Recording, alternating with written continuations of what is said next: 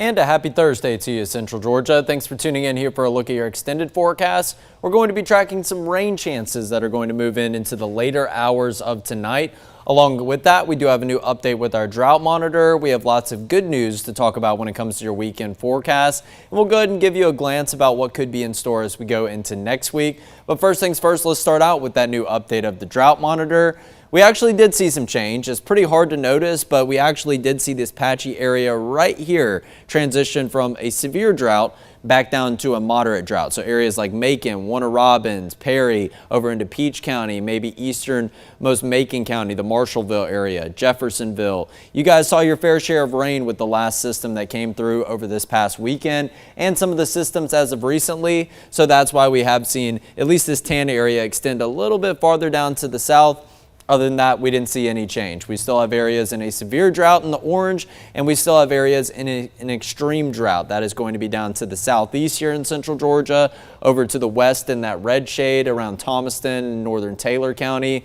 So we definitely could still use some rain, but it was promising to at least see a little bit of improvement. And again, it goes to show that we do need a couple inches of rain in order to get out of these drought criteria boxes that we are seeing for the severe and the extreme drought. In fact, we're going to need roughly somewhere around 5 to 6 inches of rain over the course of a month, and that would be above what we typically get. So right now we're looking at maybe getting about 10 to 12 inches of rain over the course of the next month. That would finally put everyone out of these drought conditions, but it doesn't look like we have quite that in store. But we do have some more promising rainfall totals to talk about as we go into the later portion of today into early tomorrow, which will be taken into account with next week's drought monitor update. And just a quick reminder, you will see the as of date on this graphic. So it's as of February 24th. That was 2 days ago. That was on Tuesday. We take all the data as of Tuesday, but the drought monitor just gets released every Thursday morning, sometime in between 8 and 9 a.m. roughly.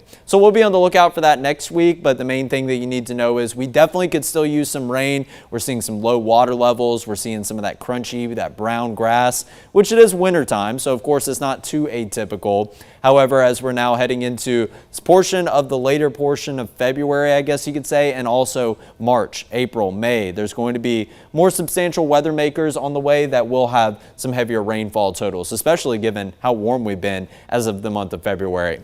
So showers and storms moving in tonight. We have seen a lot of fluctuation with the timing of this approaching frontal boundary, so we'll break down the latest about what Future View does say. Rain is looking to linger into portions of Friday, mainly the first half of the day, but we aren't completely getting rid of rain chances until we head a little bit farther into the weekend. Actually, it's going to be more so around Saturday, around lunchtime, before rain chances completely get out of the picture. Mostly dry for the rest of the weekend after we do get the main cluster of rain and the main line of showers and storms move out of the picture as of Friday morning. So we'll talk more about that in just a moment. So you can still see that the Georgia National Fairgrounds sky cam. This camera is still frozen as of right now. It shows some clear blue skies, maybe even a bit of the sun beginning to set over here. So obviously that's not what the current situation looks like.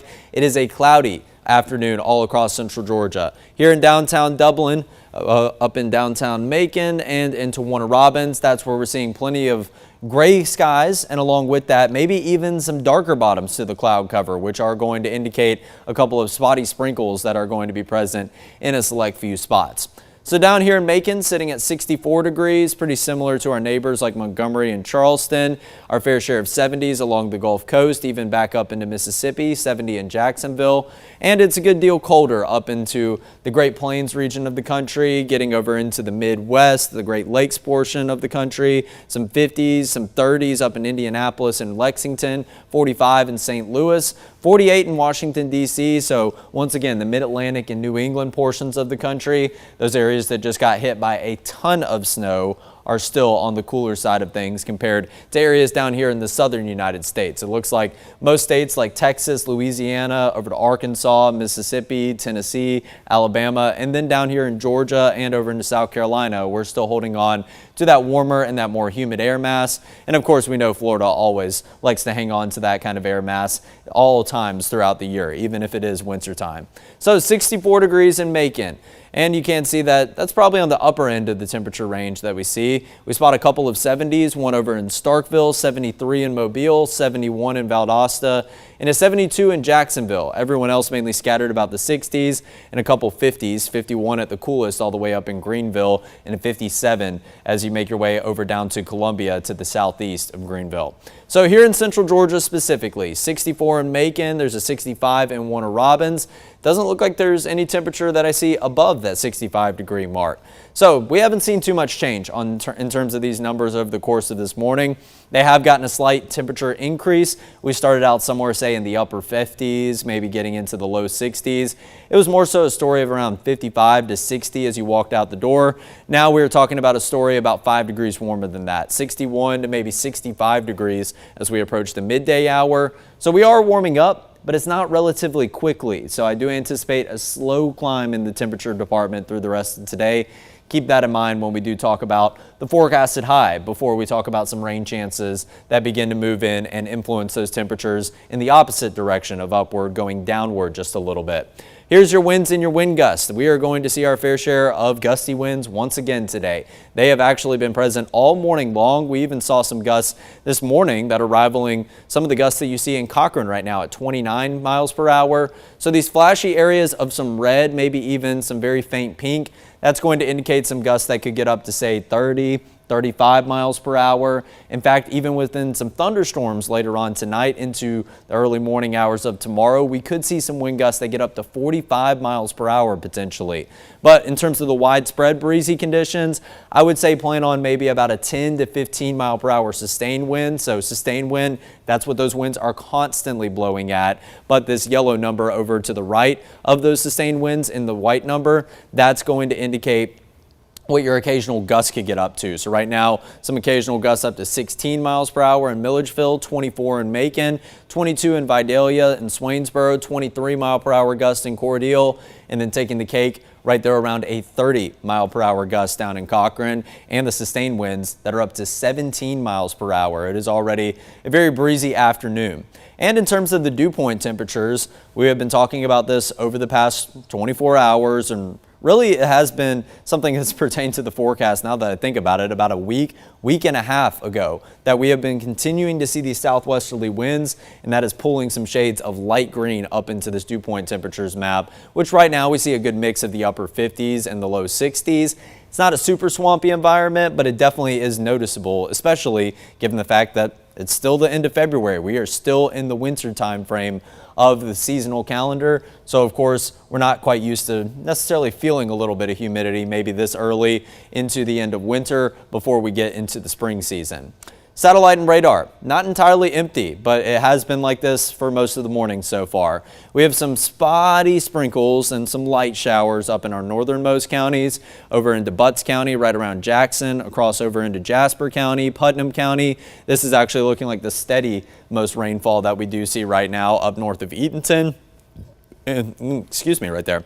And up here in the Lake Oconee area, right here on the corner of Putnam County and Hancock County. A couple sprinkles just north of Sparta and northern Hancock County. And then we get over here into southern Jones County. We saw some dark bottoms of some clouds up in the downtown Macon area on that Skycam view. I wouldn't be surprised if a couple of sprinkles are continuing to fall in between Macon and getting into the gray area, somewhere right there around southern Jones County, maybe making your way from Macon all the way up to Milledgeville. And then a few more sprinkles down here in Telfair, Wheeler, and Montgomery counties. Otherwise, this rain is not very widespread whatsoever, and you can see that there is a whole lot more widespread rain up in the northern portion of the state. So as you make your way up I-75 north, just north of the metro Atlanta area, getting up close to Rome, Georgia, Dalton, Georgia, as you make your way up to Chattanooga, that's where we see a more widespread cluster, mainly some steady showers, but maybe even some pockets of some heavier rain, and even starting to see a flash of lightning or two back up into northern Alabama. So that's going to be more so the rain associated with our frontal boundary that is going to begin to drive through, and that is looking to not necessarily continue its clean, fast motion down into central Georgia. We'll talk more about what that means in just a second too, but I'll go ahead and give you a little bit of a preview. That just means that the frontal boundary is going to stall for a brief moment before it kicks back into gear and moves into central Georgia later. So 68 for a high temperature yesterday. finally making the return back above average of 66 degrees. But your morning low temperature, it was right around where it should be as well, 38 degrees as compared to 41 degrees, just a little bit below average. And I did mention yesterday during this extended forecast, that's going to be the lowest that our temperatures do get for the foreseeable future. I don't think we'll actually get below the 40-degree mark for the next 7 days that we do have in the forecast.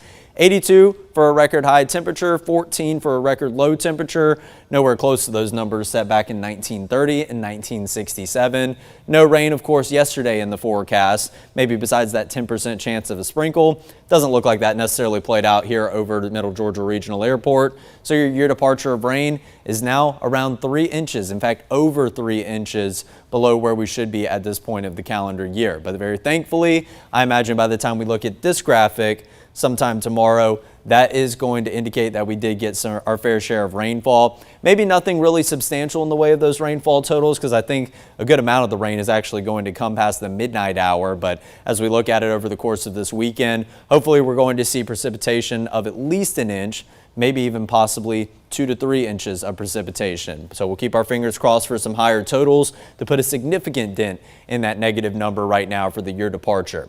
Sunrise 7:07 yesterday and sunset 6:29. So we are about to be at our first 6:30 p.m. sunset once again. And then as we go across the course of the next week and a half, in fact, your sunset's going to get an hour later. Yes, that's because we are going to have a time change as we get into next week, but we're still a little bit too far away to be talking about that as of right now. The main concern is going to be the temperatures and those rain chances as we close out the last few days of the month of February. So our streak of below average days, 3 in a row, that has come to an end. Obviously not as substantial as, how many days in a row is this? I think this is 13 days in a row that we did see from the 9th all the way to the 21st. Where we saw some above average high temperatures, so a lot of red on this February calendar graphic, and double the number of above average days that we have seen for below average days in the month of February. So it looks like this last full month of winter obviously hasn't necessarily felt like it. We have to really go back to the beginning of this work week, of course, for that cold snap that we did see after the passage of the last front, and the very beginning of the month of February, where we were still holding on to that cold winter weather that we did see at the end of January, which sprouted a bunch of our winter weather chances. So for today, warm and windy, just like the last couple of days. The winds have been very, very stubborn and have not really wanted to get out of the forecast. They will continue to blow out of the southwest around 10 to 15 miles per hour sustained, and the occasional gust could get up to around 25 to 30 miles per hour, maybe even a couple of isolated and localized areas where we do see some gusts even faster than 30 miles per hour. Showers and storms will begin to roll in later on today. We might see a peak of sunshine or two. Overall, I do anticipate today to be more so on the mostly cloudy side of things. And of course, hearing a couple rumbles of thunder, that's going to come within the main line of rain itself, so ahead of the actual cold front. If we do get some peaks of sunshine, and I do anticipate those kind of dry periods that we will have for most of the afternoon, I think 72 is going to be our high temperature today. Maybe a little bit higher than what our graphics have been saying, but let's go ahead and shape it up and kind of match it up with this graphic, where it has us peaking at 68 degrees later this afternoon, around 4 and 5 o'clock. Typically, we can see a good amount of disagreement between both of these. We nailed the high temperature yesterday of 68 degrees. We might not necessarily make it to 70 degrees, but however, this is going to not really be the focus of your forecast. The main focus is going to be the rain chances, and all you need to know is we will feel like the 60s for a majority of today. We might just have a slim window there in the afternoon where we could crawl above that 70-degree mark. So surface map wise, this is our frontal boundary that is beginning to move in, and it has fluctuated a little bit, I do imagine, but it is driving all of these rain chances that you see in the northern portion of the state, and we are going to continue to watch it push down to the south and the southeast.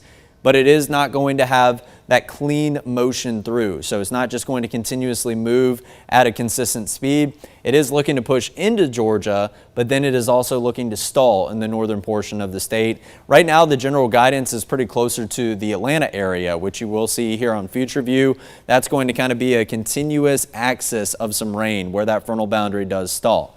Now, say we don't go according to Future View and we see the frontal boundary stall somewhere here in central Georgia, that's going to result in some higher rainfall totals for a select few spots. But right now, the general guidance is we're going to see a pretty I would say, consistent motion with this frontal boundary as it pushes from north to south. But let's go ahead and talk about what's in store for the rest of your Thursday afternoon before we get into the front pushing down itself. So scattered and spotty rain chances for the rest of today. What I mean by that is a select few spots are going to catch a couple sprinkles. Your satellite and radar imagery is going to look a whole lot like it just did when we talked about it. There's going to be maybe a few sprinkles scattered across a couple of different counties, maybe some pockets of some steadier rain, but it's not going to be widespread by any means. It's kind of just hit or miss rain for the remainder of your Thursday. So as far as your afternoon plans go, as far as your evening plans go, kind of play it by ear. It does look like most of the bulk of the rain is going to hold off, maybe even as late as around 7 p.m. Now, I would say areas like Jasper, Putnam, Hancock, maybe into Monroe, Lamar counties, you guys farther up to the north and the northwest are going to pick up on some showers a little bit earlier than areas farther down to the south. But this looks really good right now and a very opportune forecast considering we will be live for the Daybreak Sleepout at 5 and 6 o'clock. I know Ben Jones has been happy with the recent trends that we have seen here on the graph model because he will be the one out there doing the weather from the field. So hopefully the rain will hold off so he can at least stay dry by the time he's heading out for his dinner break after those live shots. But then we see the front finally kick back into gear. Like I mentioned, those rainfall totals up near the Atlanta area, maybe getting along I-20, they're going to be pretty substantial, maybe even somewhere in the neighborhood of 3 to 4 inches if that boundary really stalls up there like Future View seems to think so. But I do anticipate that the bulk of the rain in the form of some showers, some pockets of some heavy showers, and even some thunderstorms, that's going to move in a little bit closer to the midnight hour into our northernmost counties. And it's going to mainly be an kind of overnight into early morning rain event. So this is 1 a.m. on Friday. Now starting to see this line push down into the Macon area. Then we go into 3 a.m. Still looks very widespread. Some pockets of some red in there, which are obviously indicating the thunderstorms, the heavier rainfall rates. Then we go into 5 a.m. If you're an early riser, you get out the door early, you maybe go to the gym before heading out to work or heading out to school, or you're just waking up early, maybe do your normal morning jog. I would probably advise against it as of tomorrow morning, as it's going to be a very messy environment. But if you are going to do anything outdoors early tomorrow morning, you're definitely going to want to have the rain gear. But make sure that when you do hear maybe some thunder, that means you need to go indoors. So when thunder roars, go indoors. That means that there are lightning strikes within the vicinity, and we're not looking at really clusters of them and widespread lightning and maybe consistent every couple of seconds. However, that is something that you definitely don't want to be outside for, along with the heavy rainfall rates, the gusty winds.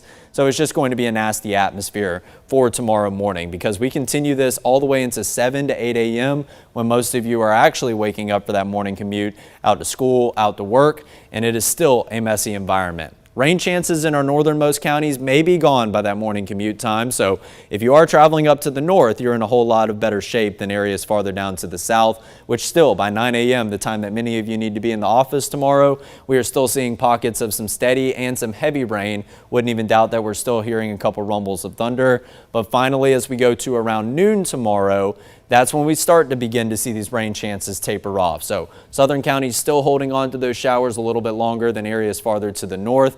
By the time we get into evening commute home time on Friday, as we really kickstart the beginning of the weekend, rain chances aren't completely gone out of the picture, but they are going to be very, very insignificant compared to what passes through for the first half of your Friday. And we're only going to be dealing with a few spotty sprinkle chances, maybe into your Friday evening or Friday night plans. Then we go into Saturday morning, and actually it just looks like Future View updated on me right there in the middle of this. But nonetheless, it is maintaining the same idea for your Saturday morning. Gloomy atmosphere, few sprinkles or drizzles here and there, but the cloud cover does clear as we head into the afternoon. Might take a little bit past lunchtime in order for those clouds to clear, but then after that, it's going to be a story of some pretty clear blue skies as we go into the tail end of the weekend. Maybe a few passing clouds as we go into Sunday, but not expecting any rain chances after we get through basically the first half of your Friday. If we do see anything, it's going to be kind of a cover the bases 10 or 20% chance of a light shower.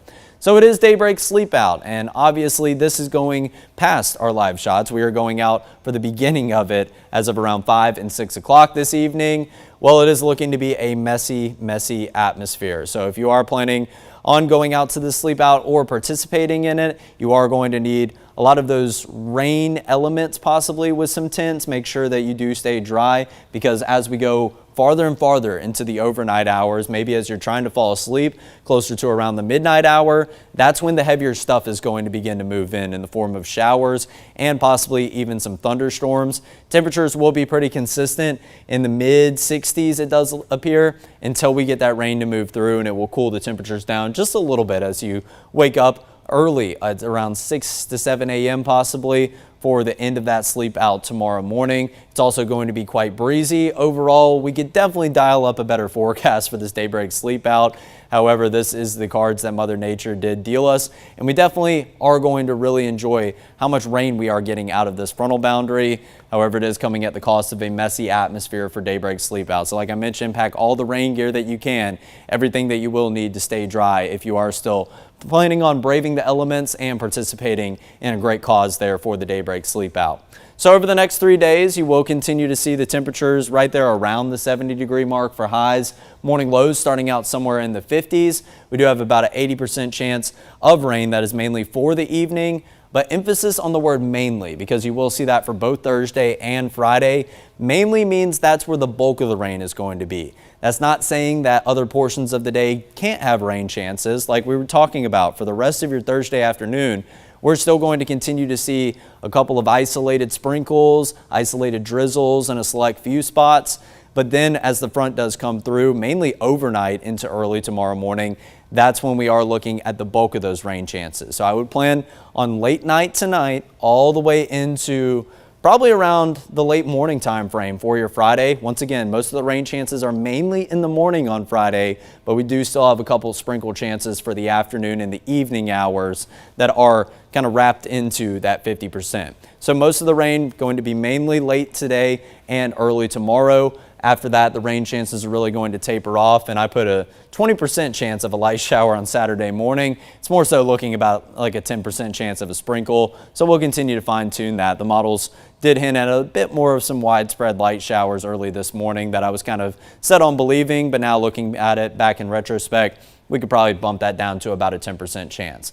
But the important thing to know is after we get to around lunchtime on Friday, I think the conditions are going to look a lot more suitable. But now let's turn our focus to what form this rain is going to come in, because we were talking about heavy showers. We were talking about a few rumbles of thunder. Well, you can see the day one storm outlook over here to the west of us. It extends into areas of central Alabama, all the way across central Mississippi, into the southeast corner of Arkansas, northeast corner of kind of the top of the boot of Louisiana. That's where the greatest potential for something in the way of severe weather is. Does that mean that we can't get a severe warning just because we are not in this green box? Absolutely not. Severe weather does not obey the boundaries that the SPC outlook does give them. However, it does mean that the confidence of severe weather is a lot greater over to the west of us. We are still looking at some thunderstorms in the forecast. They may not be severe. They may not necessarily be strong. There is a very low possibility that they could pop up a severe tag, but right now we are not outlined in this, so this gives us even less confidence than some of the weather systems that have come through as of recently that maybe have warranted a level 1 risk or have sprouted a severe thunderstorm risk or two. But even though these thunderstorms may not be severe, they can still pack a punch with 30 to 45 mile per hour gusts. You'll of course have some frequent lightning. You'll have some thunder that is maybe going to make for a bit of a restless night. And when you pair up those winds with some heavy rainfall rates, you're going to hear a lot of that rain hitting your window very likely overnight. So like I mentioned, it might be a bit of a restless night, even despite the fact that anything might have a severe or a non-severe tag on it. It is still going to be messy in those pockets of some pretty heavy rain. But going off of that, we always say that rain is not necessarily always a bad thing. In this case, it is going to be a very, very good thing. How about widespread totals that have remained pretty consistent, even with the model-to-model run changes that we've seen on the graph, around 1 to 2 inches. That's looking like the sweet spot of the range. And again, up here behind the banner, you're going to start to see some of those red and maybe even borderline orange colors, indicating some totals up there around the metro Atlanta area of 3 to maybe even 5 inches of rain. So that's because we are forecasting the front to stall out a little bit to the north of us. If we do see the frontal boundary stall out into central Georgia, we have the potential for maybe some totals closer to around 3 to maybe even 4 inches of rain in those areas where the front does stall over. But hey, 1 to 2 inches of rain, that's going to be, hopefully, fingers crossed, near double what we did see as of this past weekend. And this past weekend already resulted in a little bit of improvement on the drought conditions. So hopefully we are going to continue that trend. Now let's take a look at your winds and your wind gusts, kind of peaking around this red sector, maybe some faint pockets of pink as we go into the early afternoon hours. The breeze subsides a little bit as we go overnight into tomorrow morning, but as that frontal boundary itself drives through, there will be isolated pockets of some gusts that could get up to 30, like I mentioned, 40, maybe even 45 miles per hour. Then we go into Friday evening. There's really no breeze to talk about whatsoever, and I think that takes us into the rest of the weekend for Saturday and Sunday. Not expecting anything in the way of windy conditions.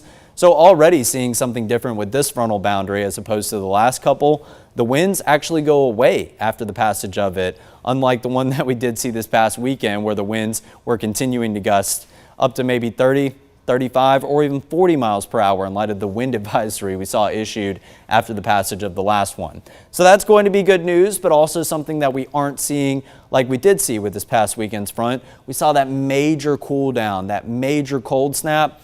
Not going to see that as we go across the course of this weekend. We're really picking up where we left off as far as your afternoon high temperatures, somewhere in the low 70s, maybe the mid 70s, upper 70s, or you're just a touch or two lower, somewhere in the upper 60s like what you see for Friday afternoon. But Sunday should be the warmest and probably the best feeling afternoon that we do have, paired up with plenty of sunshine. 77 for a high temperature. Definitely looking forward to making some outdoor plans come around Sunday. And your morning lows are going to hover in the 50s, good deal around 10 to maybe even 15 degrees above average for the next couple of days. But as we finally get the cloud cover out of the picture overnight into the morning hours on Sunday, that's when we see the numbers drop down just a little bit more, mid 40s, but these numbers are still going to be above average. It's probably a forecast that you'll want some light layering for as you walk out the door to church on Sunday morning and maybe even going into next Monday morning for the start of a new work week. So here's a look at your long-range models. Sunday, 5 p.m., I mentioned we might have some passing clouds. Nothing really significant in the way of cloud cover whatsoever. But then some small rain chances. They are back in the forecast as we go into Monday afternoon. In the long-range models, they're really kind of just looking like spilled paint all over the place. And when we say that, we basically just mean that they're not agreeing on anything in the way of a widespread weather maker arriving for the beginning of next week. Could we have some rain chances? Yes, I put a 10% chance on both Monday and Tuesday, in fact, Wednesday as well, because we do see plenty of moisture in the near vicinity of us. However, it doesn't look like a widespread rainmaker is taking shape possibly until we get maybe into next Thursday. We see something back over here into Arkansas and maybe Missouri, but it does look like the agreement doesn't really last too long after we get into Thursday. So we'll continue to keep you posted as we get closer to next week. Right now, just throwing some 10% on there to just say you should be prepared for maybe seeing some rain chances already at the beginning of the work week next week. Otherwise, the temperatures are also just about in as much disagreement. I think I saw some models calling for some mid and upper 50s for high temperatures on Tuesday. And then I saw some other models calling for some low and some mid 70s. So I went with the middle ground high temperature for Tuesday at 65 degrees. Once again, we'll cross that bridge once we get there. You should still plan on at least some near average or slightly above average temperatures for each of the next 7 days. That is the guidance that we do have the most confidence in right now. And once again, your rain chances for the rest of today, mainly the late night hours, but also not necessarily just secluded to the late night hours. I would plan on evening time all the way into tomorrow morning. That's when we're going to have a widespread messy atmosphere, some pretty steady, even some heavy showers, and even hear a couple pockets of some thunder and indicating some lower end thunderstorms. We're not forecasting anything in the way of severe weather, but of course it doesn't remain entirely out of the realm of possibility. But it is very good confidence that we won't see anything because we are not outlined in anything in the way of a severe weather risk. That 20% chance of rain on Saturday morning, like I said, we'll probably bump that down to 10. Overall, I wouldn't plan on much in the way of rain for your Saturday and your Sunday. It's just going to be a bit of a gloomy start to your Saturday, but that cloud cover will clear as we go into the afternoon. And then we peak, the top of the roller coaster, 77 degrees for that first day of March.